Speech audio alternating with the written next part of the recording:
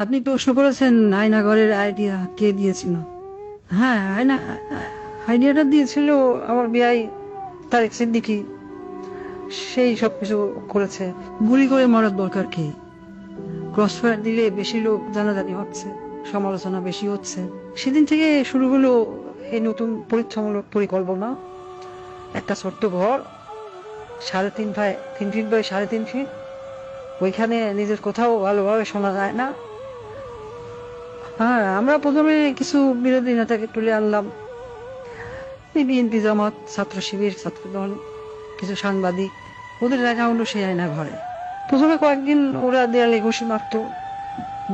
আমাকে ভিডিও কলে দেখানো হলো, ভিডিওতে আমাকে দেখানো হলো ওরা দেয়ালে ঘুষি মারত, দল্লা ঠেলে বেরোনোর চেষ্টা করছে। তারপর কিছুদিন দেখি শুধু উপরের দিকে তাকিয়ে থাকে। তারপর এক সময় ক্লান্ত হয়ে শুধু উপরের দিকে তাকিয়ে থাকতো। প্রথম কিছুদিন কেউ বুঝতে পারতো না কতটা সময় গেছে, কয়দিন তাদের আটক রাখা হয়েছে। খাবার অনেক কম দেওয়া হতো, খাওয়া কম দিতে বলতাম, পানিও খুব সীমিত। কেউ কেউ নিজের আয়নায় নিজের প্রতিবিম্বকে দেখে শত্রু মনে করত, নিজেকেই আক্রমণ করা শুরু করলো। নিজের দেয়ালে নিজের হাত দিয়ে কষি মারলো, হাত রক্তাক্ত করলো। আমার সবচেয়ে সুন্দর দৃশ্য ছিল যখন একজন সাংবাদিক, কি যেন ওর নাম, হ্যাঁ মাসুদ, নিজের নখ দিয়ে নিজের মুখের চামড়া ছিঁড়ে ফেলা চিৎকার করছিল। আমার পছন্দ হলো। সারা দেশে আরো বেশ কিছু এরকম আয়নাঘর বানালাম। যুদ্ধপরাধী রাজাকার ছেলে মেয়েদের সেখানে বন্দি করতে বললাম। মাঝে মাঝে দুই একজনকে ছেড়েও দিতাম। ফিরে এসে কেউ কিছুই বলতো না, ওইভাবে করে দিয়েছিলাম যেন কেউ মুখ না খোলে। ব্যাস, সাপও মরলো না, লাঠিও ভাঙলো না।